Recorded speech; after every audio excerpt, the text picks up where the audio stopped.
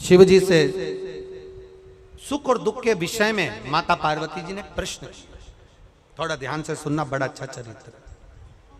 काशी में नंदनवन में भगवान शंकर और पार्वती बैठे हैं।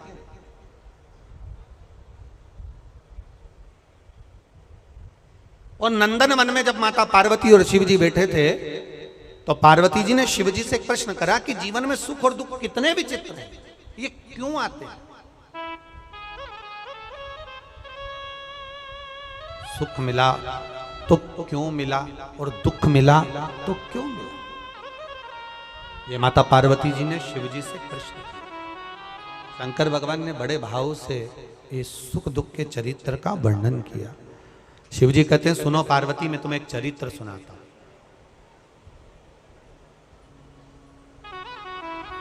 नंदनवन काशी में बैठे हैं।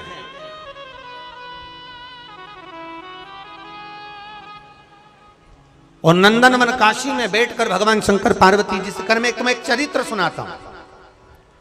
एक सेठ जी, करोड़पति, धनपति, अरबपति, बहुत पैसा है,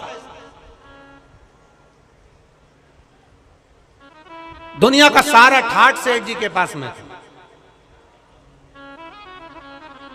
दुनिया का सारा वैभव सेठ जी के पास में था। करोड़ों का धन सेठ जी के पास में, गाड़ी बंगला सब कुछ, सब दिया परमात्मा ने, बहुत दिया।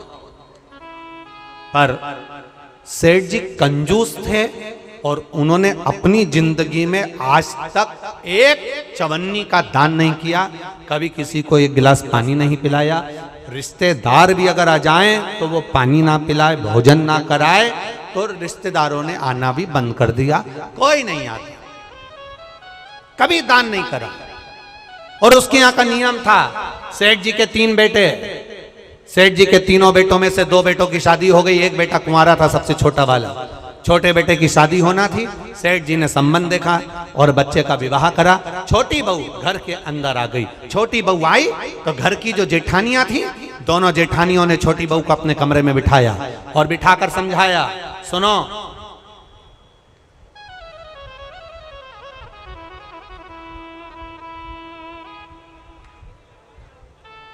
पहले ऐसा नियम था, अब आजकल ऐसा नियम तो नहीं है, पर पहले ऐसा नियम था कि लड़के की शादी होती थी और बहू को लेकर आता था ना, तो अपने खुद के घर में बहू को लेकर बाद में आता था। पहले उसको रुकने की व्यवस्था कोई रिश्तेदार के यहाँ, कोई नातेदार के यहाँ, कोई संबंधों के यहाँ, कोई पहचान वाले के यहाँ, उसको बहू को रखा जाता था। बोलो भोपाल में ऐसा था कि नहीं था? अरे बोलो, जम के तो बोलो, था ना ऐसा? लड़का शादी कर कर बहू को लेकर आया, सीधे अपने घर नहीं आया, पहले उसको कोई मित्र के आदि कादिक पहचान वाले, दीदी, जीजा, बहनोई, नातेदार, रिश्तेदार, कुटुंब, कबीला, अड़ोसी पड़ोसी, रिश्तेदार वाला, उसके यहाँ पर उस बहू को, उस छोरे को, बहू बेटा को वहां रोका जाता। काहे के लिए रोकते थे? उसको रोकने का कारण क्या था? उसको रोकने का कारण केवल एक था। क्यों रोका जाता था? केवल एक कारण से कि बहू जब वहां पर आए तो उसको हमारे घर के बारे में हमारे रिश्तेदार सब बता दें कि तुम्हारी सास ऐसी है, तुम्हारे ससुर ऐसे हैं, तुम्हारा देवर ऐसा है, तुम्हारा जेठ ऐसा है, तुम्हारा परिवार ऐसा है। अब जो छोटी बहू आई है तो दोनों जेठानियों ने उससे मिला और मिलकर कहा, सुनो, हमारे ससुर का एक नियम बड़ा प्रबल है, उसको याद रखना। हमारे ससुर का नियम बड़ा तेज है, उसको याद रखना। कौन सा नियम?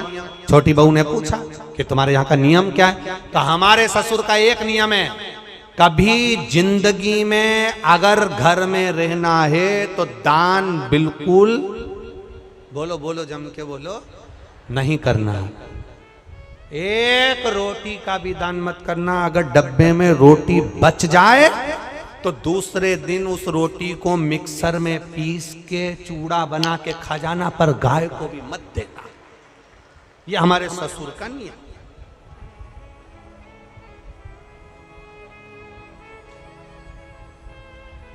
मेरा विश्वास कहता है अपने भोपाल की तो ऐसी बहू नहीं होगी और ना ऐसा कोई रिश्तेदार होगा कि रोटी गाय को भी ना दी जाए कुत्ते को भी ना दी जाए और पक्षी को भी ना दी जाए। एक विश्वास कहता है मेरा, भरोसा कहता है मेरा, और हमारा भरोसा ये कहता है कि सनातन धर्म में ऐसा कोई व्यक्ति नहीं जो गौ माता को एक रोटी ना देता हो, सब देते हैं सनातन धर्म में। ऐसा कोई, हम दूसरे की कोई बात नहीं कर रहे, हमें अपने घर से मतलब है, हमें अपने घर से। कई लोग आपको मिलेंगे, कई लोग आपको कहने आएंगे, वो दूसरे की बात करेंगे कि उन्होंने ऐसा कर दिया, उन्होंने वैसा कर दिया। हमें दूसरे धर्म से कोई मतलब नहीं, हम अपना घर देखें ना पहले। आज के समय में लोग अपना घर देख नहीं रहे, अपना सनातन धर्म देख नहीं रहे, और दूसरे धर्म से मतलब रखे तो क्या मतलब उसका। हमें अपने से मतलब है, अपना घर हम देखें, अपना परिवार हम देखें। कहा हमारे यहाँ का नियम है, एक रोटी भी गाय को ना जाए, एक रोटी भी कुत्ते को ना जाए, जरा सा भी दान नहीं करोगे। छोटी बहू से कहा नियम याद रखना। छोटी बहू ने मन में सोचा, मेरे पिताजी तो हमेशा कहते थे कि दान करो, धर्म करो, साथ जाएगा। दान करोगे साथ जाएगा, रोटी खिलाओगे साथ जाएगा, किसी को पानी पिलाओगे साथ जाएगा। ये बाकी का तो सब यहीं छूट जाएगा। बाकी का जो तुमने दान धर्म पुण्य करा, कथा सुनी, स्मरण करा, कीर्तन करा, मंत्र जाप करा, दान दिया, यही तो साथ जाएगा। अब इस छोटी बहू के पिताजी ने ये समझाया था, और ससुर जी कह रहे कि एक अन्न का दान नहीं होना चाहिए, 1 रुपया दान नहीं होना चाहिए। बड़ी बड़ी ठीक है, जाई विधि राखे राम, जम के बोला करो जरा, ताई विधि राई। हम तुमसे बार बार इसलिए बुलवाते हैं कि तुम्हारे पास में कोई बैठी हो और वो कर रही हो, तो तुम उसके पास में बैठकर कम से कम बोल तो दो। जैसे ही बोलोगी वो भी जाग जाएगी, थोड़ी बहुत तो उठ ही जाएगी। अब छोटी बहू ने कहा ठीक है, जाई विधि राखे राम, ताई विधि, और सीताराम सीताराम सीताराम कही चालू। बहू रहने लगी। 4 महीने बीते, बहू छज्जे में कपड़े सुखा रही थी, गैलरी में कपड़े सुखा। नीचे एक भिखारी आ गया, उसने आवाज लगाई, 3 जन्म से कुछ नहीं खाया है, भूखा हूं, भोजन दे दो। क्या बोला वो? कितने जन्म से? 3 जन्म से कुछ नहीं खाया है, भूखा हूं, भोजन दे दो। बहू कपड़े सुखा रही थी, उसकी आंख में आंसू भर गए। हमारा नियम है, हमारे ससुर का नियम है, दान नहीं कर सकते। अब बोलूं तो बोलूं क्या इसको? छोटी बहू अपने पिता के संस्कारों को छोड़ ना पाई, और ऊपर कपड़े फटकते फटकते, कपड़े को जब पानी से निचोड़ते हैं, निचोड़ कर सूखने डालते हैं, तो एक बार फटक देते हैं। फटकने का मतलब ये होता है कि पानी झड़ जाए से मतलब नहीं होता। फटकने का मतलब ये होता है उसमें जो सल हैं वो अच्छे हो जाए। फटका, और फटकते समय तार पर गैलरी में कपड़ा डालती डालती बोली,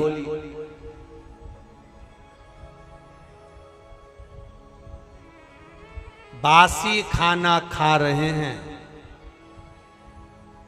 कल हमारा उपवास है। क्या बोली? आप भी बोलो, जम के बोलो। बासी खाना खा रहे हैं, कल हमारा उपवास है। इतना भिखारी ने सुना और भिखारी चले गया। अब भिखारी तो चले गया, पर नीचे जो कुर्सी डाल के अखबार पढ़ रहा था, कौन? जम के बोलो, ससुर। बस उसने सुन लिया। अच्छा हुआ तुमने ससुर बोला हो।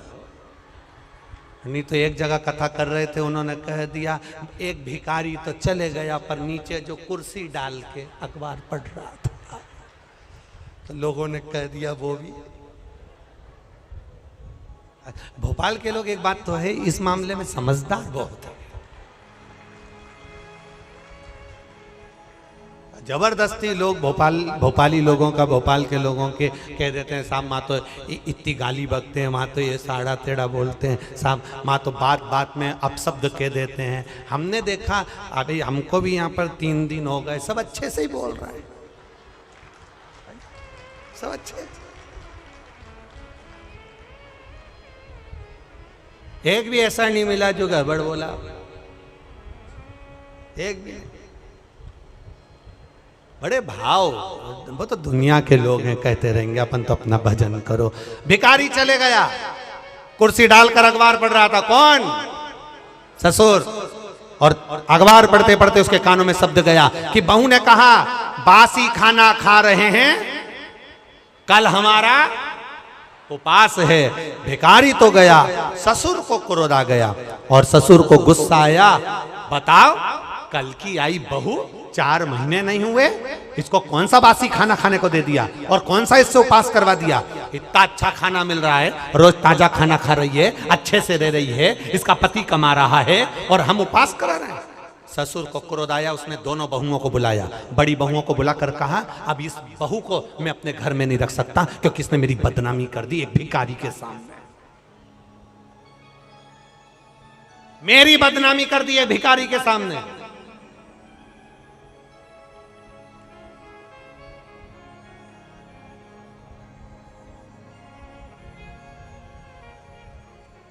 होता है, एक सास भी ऐसी थी, एक कथा में आता है, एक सास ऐसी थी, वो कभी दान नहीं करती, एक चीज नहीं,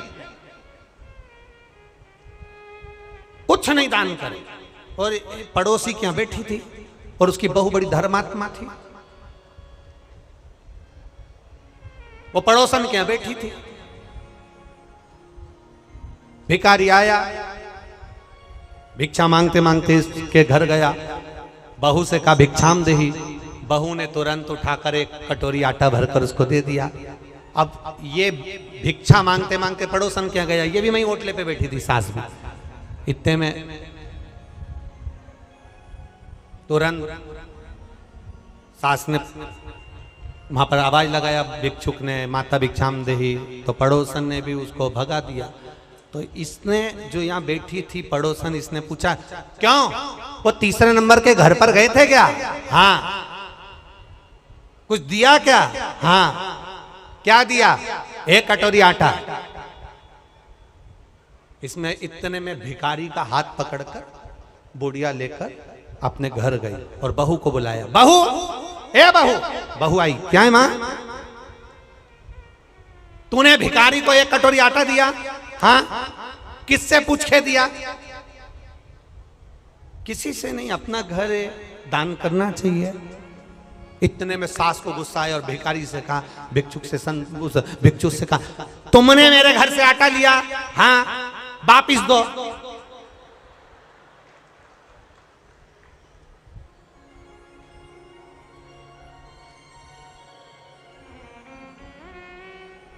भिखारी ने कटोरा भर के आटा निकाला, दे दिया, जाओ,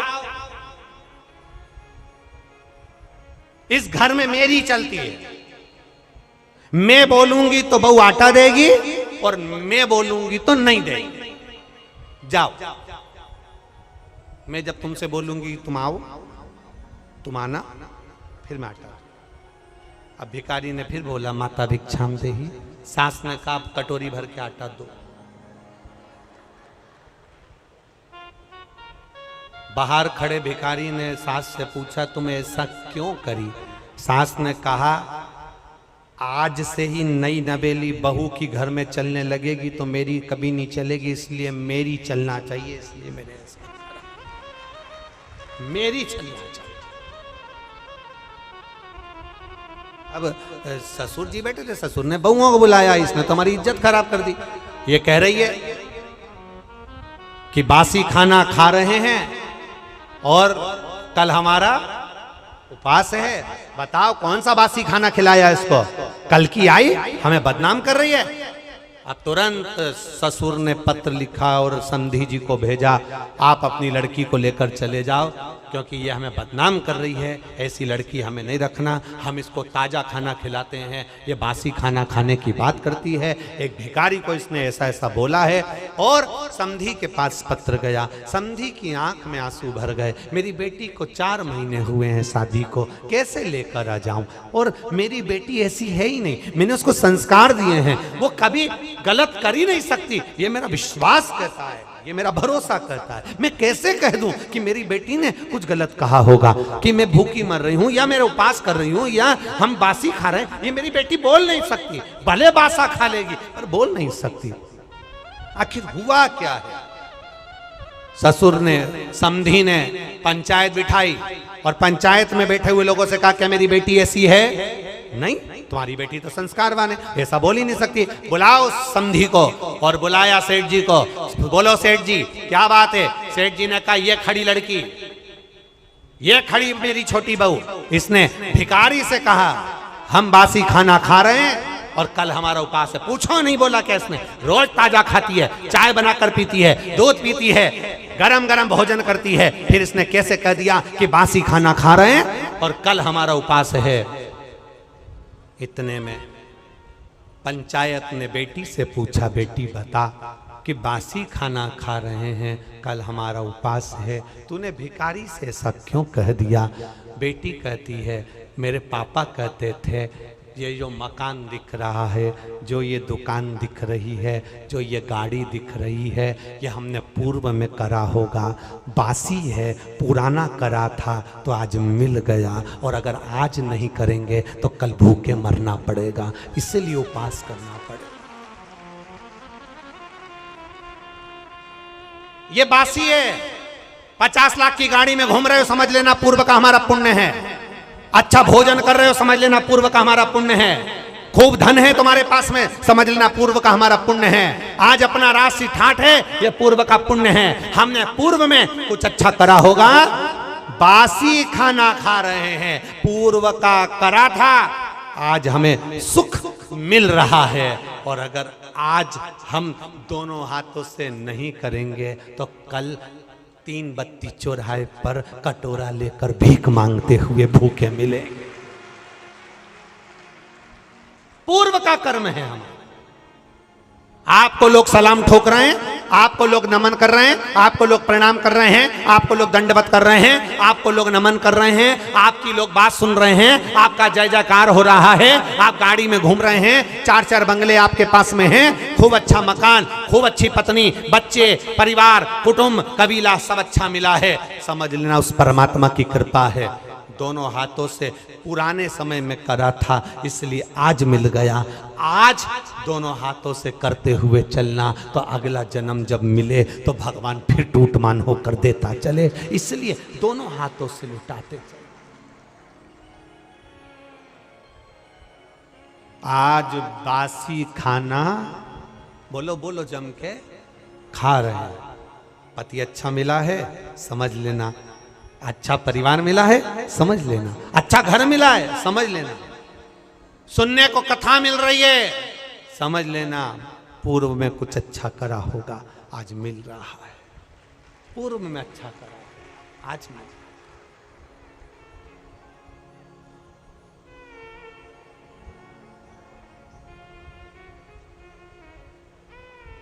क्या यीशु महापुराण की कथा भोपाल में पहले नहीं हो सकती थी?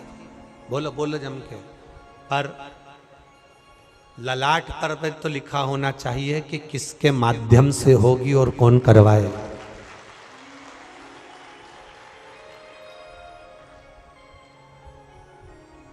स्वर्गीय श्री कैलाश नारायण जी सारंग जी, जिनका पुण्य इतना प्रबल होगा, कहीं मां नर्मदा के तट पर रहे और मां नर्मदा जी की गोद में रहकर ना जाने कितने लोगों को, नर्मदा परिक्रमा करने वालों को, सदाव्रतियों को कुछ अन्न का दान किया होगा। कुछ पुण्य का कार्य किया होगा, तब नर्मदा जी ने सुनकर यीशु महापुराण की कथा उनके कुल में करा दी। कुल में। और मैं साधुवाद दूंगा, धन्य है ऐसे माता पिता, स्वर्गीय श्री कैलाश नारायण जी सारंग जी, श्रीमती प्रसून जी सारंग जी, धन्य है जिन्होंने ऐसे बेटे को जन्म दिया, जिस बेटे ने ये पावन शिव महापुराण की कथा को कराकर संपूर्ण राष्ट्र का उत्थान करवाया। धन्य, कुल धन्य, परिवार धन्य। सहज नहीं, ये पूर्व का हमें जो मिला है उसका हम सदुपयोग करते चले।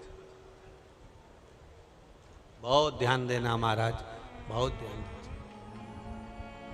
मत बुरे कर्म कर बंदे वरना पछताएगा, भगवान की आंखों से तू बच नहीं पाएगा, वो बच नहीं पाएगा।